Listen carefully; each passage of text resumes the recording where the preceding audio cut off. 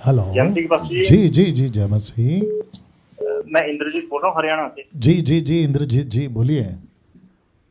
Pastor जी, जो आपका सिखाने का तरीका मेरी गवाही है। जी जब से आपको फॉलो किया है, मैं समझता हूँ आपने ऐसे ऐसे दाऊद खड़े कर दिए हैं। तो गोलियत को अभी भागने के लिए मतलब रास्ता नहीं मिल रहा है। क्या जो बात है, बहुत पुराने बढ़िया। नियम, हाँ, पुराने नियम में हम देखते हैं गोलियत दाऊद के सामने खड़ा था, वो भागा नहीं था। जी जी लेकिन जी जैसा आपने सिखा रहे हैं ना, जैसा वचन से आप जी सिखा रहे हैं जी हमें, जी जी तो हमारे जो लोकल पास्टर है ना, मैंने आपको पहले भी बताया था, यहाँ पे बहुत कचरा फैला रहे हैं। जी जी तो अब वो मुझसे मतलब मेरी शॉप है, मैं बुलाता था उनको बात करने के लिए या कैसे भी। जी। तो अभी वो कटने लगे हैं, वो शॉप से दूर निकल जाते हैं, बुलाता हूँ तो वो निकल जाते हैं। अरे बाप रे क्या क्योंकि बात है।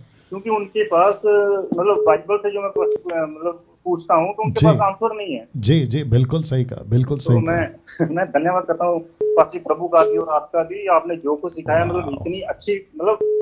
और तो पता नहीं कितने कुछ आपके खिलाफ भी वीडियो डालते हैं। जी जी जी, तो कोई लेकिन फर्क नहीं जो पड़ता। हमें हमें लग रहा है हम कितने मजबूत हुए हैं। पहले तो वचन सुनते थे, चर्च में जाते थे, आते थे, मतलब जी जी कुछ जी। खास नहीं था। लेकिन अभी हम वाह उस वचन को तोलते हैं, जो पास्टर बोलता है उसको तोलते हैं बाइबल के साथ। वाह, बहुत अद्भुत, मैं बहुत अद्भुत।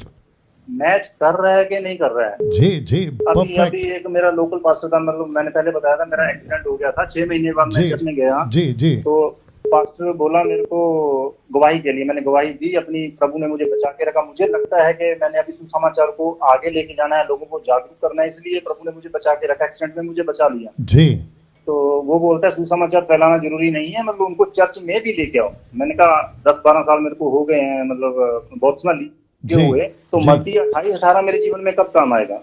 एक सेकंड, एक सेकंड, आपने सुना दोस्तों? 1150 के आसपास लाइक जो अभी लाइव हैं, मैं उन सभी को बता दूं कि इन्होंने कहा कि जिस चर्च में ये जाते थे वहाँ के पास्टर ने इनको कहा कि सुसमाचार सुनाना ज़रूरी नहीं है, लेकिन इन्होंने उनको जवाब दिया। फिर मत्ती 28 का 18 से 20 तक में वो वचन मेरे जीवन में कब काम करेगा। अब आप देख रहे हैं कि क्या परिस्थिति है। 21वीं सदी की कलीसिया, मसीह की देह के लोग यशु की आज्ञाओं का पालन करने के बजाय अपनी अपनी थ्योरी लगा रहे हैं। बट मुझे खुशी है कि इन भाई जैसे उनके बीच में ऐसे योद्धा हैं, जैसे इन्होंने खुद को कहा कि दाऊद बन चुका हूं, कि गोलियत का भी अब तो भागने का तक का रास्ता नहीं बचा। ऐसे लोगों के लिए मैं परमेश्वर का धन्यवाद देता। जी आगे बोलिए। जी पास जी, मैंने उसको जब मेरे यहाँ शॉप में आया था वो 1 वीक के बाद में, जी तो मैंने उसको पूछा, जब वो प्रभु बोझ देता है जी। तब सब लोग आपके, लेडीज भी जेंट्स भी, सब आपके पैरों को हाथ लगाते हैं, तो वो क्यों ओ ओ बोलता है? ओ वो मेरे रिस्पेक्ट करते हैं। तो मैंने कहा एक रिस्पेक्ट कर। सेकंड, एक सेकंड, एक सेकंड। प्रभु भोज देते वक्त इनके लोकल पास्टर, नाम तो मैं नहीं पूछूंगा, ना ही ये बताएंगे, और हमको उसकी जरूरत भी नहीं है, क्योंकि हमको व्यक्ति को बदनाम या ना एक्सपोज नहीं करना है।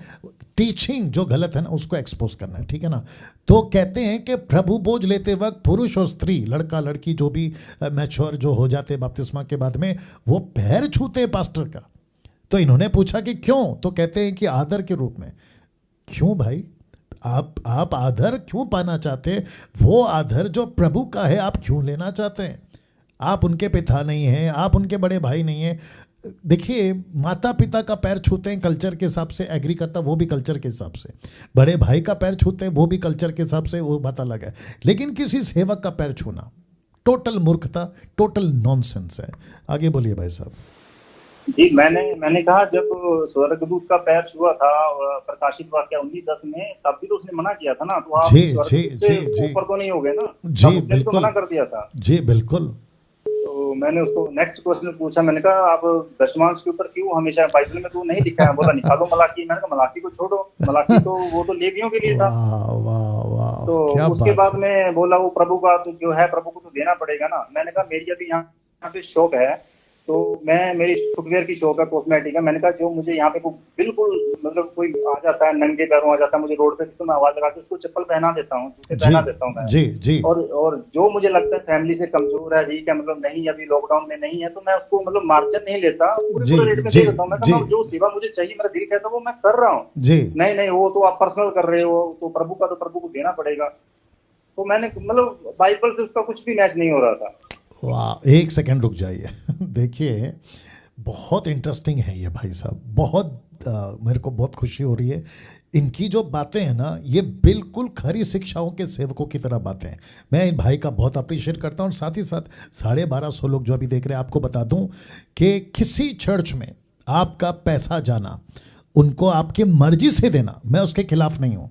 जैसे अभी भाई ने भी कहा कि मैं मदद करता हूँ, लेकिन किसी भी चर्च का पास्टर जोर जबरदस्ती कोई वचन को रख के, मलाकी 3:10 टाइप का, ओल्ड टेस्टमेंट का, नेहमाया के किताब का, ऐसा किसी भी वचन को आउट ऑफ कॉन्टेक्स्ट में रखता है, क्योंकि वो यहूदियों के हिसाब से था, इजरायलियों के लिए था, वो टाइम जा चुका है। लेकिन अब आ चुका है पौलुस की टीचिंग, जहां पे 2 कुरिन्थियों 9:7 अपनी मर्जी से दें, अपनी मर्जी से दे, और देना भी चाहिए। अगर कोई चर्च मिशन का काम कर रहा है, अगर कोई चर्च, भाई साहब आप भी सुनिएगा, अगर आपका लोकल चर्च, आपका लोकल पास्टर मिशन का काम कर रहा है, आत्मा को बचाने का काम कर रहा है, सुसमाचार सुनाने का काम कर रहा है, वो चर्च जो संडे संडे लगता है उसमें नए लोगों को लाने का काम चल रहा है, और ऐसे टाइम पे जो नए लोग आते हैं उनको कुर्सी चाहिए बैठने के लिए, तो कुर्सी दे दो, साउंड नहीं है तो साउंड ला के दे दो, कारपेट नहीं है, चटाई नहीं है, आपको जो लगता है वो कर दे दो। और जो सेवक की बात कर रहा हूं कि सेवक का क्या, तो पौलुस का तो बता चुका हूं मैं टीचिंग में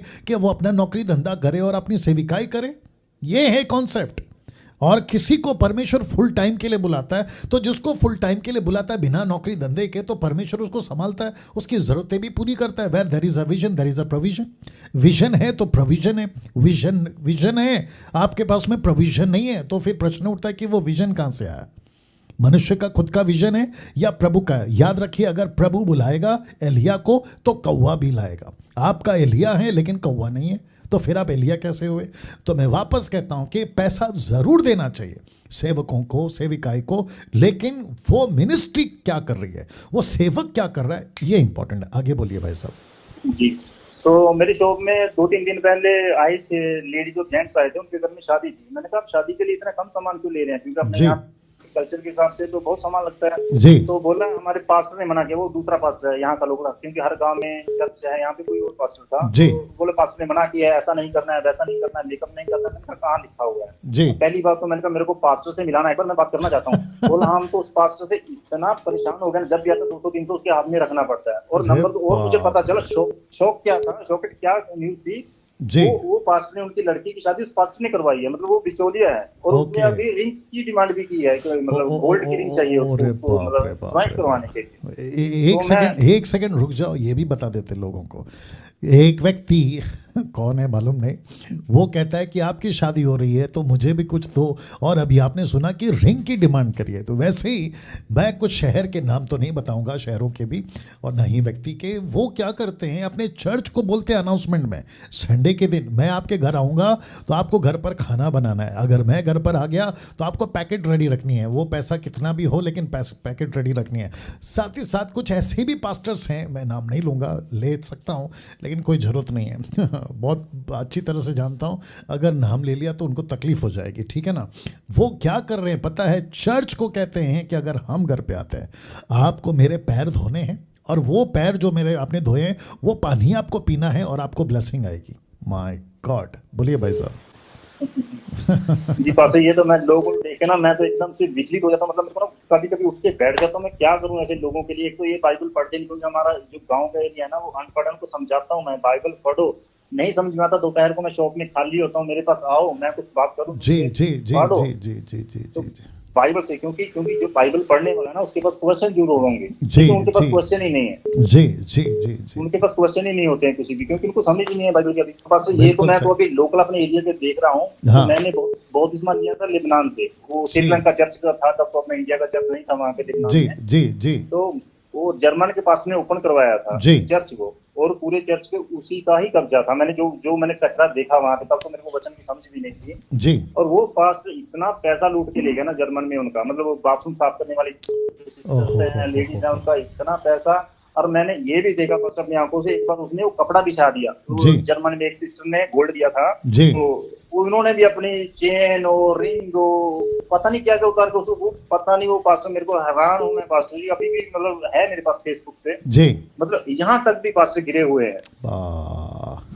यहाँ एक सेकंड रुकिए, देखिए 16th सेंचुरी में मार्टिन लूथर ने कैथलिक में बगावत करी, प्रोटेस्टेंट का नाम वहाँ से चलन शुरू करा। ये कैथलिक हैं, ये प्रोटेस्टेंट है। मार्टिन लूथर ने उसने क्यों कहा पता है? उसने क्यों बगावत करी? उसने क्यों कहा कि यहाँ गलत है? और बाइबल के हिसाब से सैल्वेशन को लेके उसने कहा कि आप कर्म कर रहे हैं। बहुत लंबी हिस्ट्री है, मैं सब में नहीं जाऊँगा, डिटेल में नहीं जाऊँगा, लेकिन उसने कहा, बाइबल को जब पढ़ा तो उसने कहा कि ये तो विश्वास से सैल्वेशन है। वो वहाँ से निकला, त्याग का जीवन जिया, एक शहीद की मौत मरा। उसके बाद जितने भी 16वीं सदी के बाद से जो मिशनरी विदेशों से भारत पहुँचे, 200 साल का ब्रिटिश राज्य में जितने भी मिशनरी भारत आ सके, उन दिनों में सुसमाचार सुनाए। भाई साहब, गुजरात में जब मैं गया था तो वहाँ पे मैंने एक एक मिशनरियों की कहानी सुनी कि कीचड़ में सोते थे, सुसमाचार सुनाते थे। कहीं पे कीड़ा काट रहा है, कहीं पे सांप आ रहा है, कहीं पे बिच्छू आ रहा है, उनकी चिंता नहीं है। माठे क्या नाम है, विलियम कैरी, उसका बेटा मर गया इसी ज़मीन पे, उसकी पत्नी मुसीबत में आके ख़त्म हो गई। वो चप्पल सिला के सुसमाचार सुनाता था। 45 के आसपास में उसने बाइबल को तर्जुमा, ट्रांसलेशन करा, और जिसको आज हम पढ़ते हैं बहुत सारा। और ऐसा त्याग का जीवन देकर मसीहत को भारत में दिया गया। वो बात अलग है कि 2000 साल पहले थोमा भारत में आया, सुसमाचार दिया, लेकिन कई लोगों का त्याग है।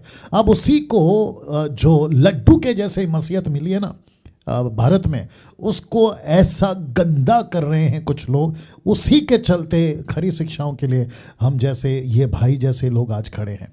और मैं वापस कहता हूं, हम जितना रोक सकेंगे हम रोकेंगे, जितना उजागर करना होगा हम करेंगे। क्यों? ताकि अगली पीढ़ी बर्बाद ना हो। आगे बोलिए भाई साहब। जी, कि पासी का चर्च छोड़ने के बाद में अपना इंडिया का चर्च ओपन हुआ जी, मतलब ऐसा नौबत आ गई। वहां पे जिसने ओपन किया था वो भी अपने पापा जी का, जो पंजाब वाले पापा जी हैं, उसका चेहरा था वहां पे। अरे और बाप रे, उसका जोर था वहीं पे अन्य भाषा पे, अन्य अरे भाषा, बाप रे। अन्य भाषा पे। ओ, और मेरे दिल ने तो पहले जब श्रीलंका चर्च में था तब भी मेरी आत्मा ने एक्सेप्ट नहीं किया अन्य भाषा को। Good good.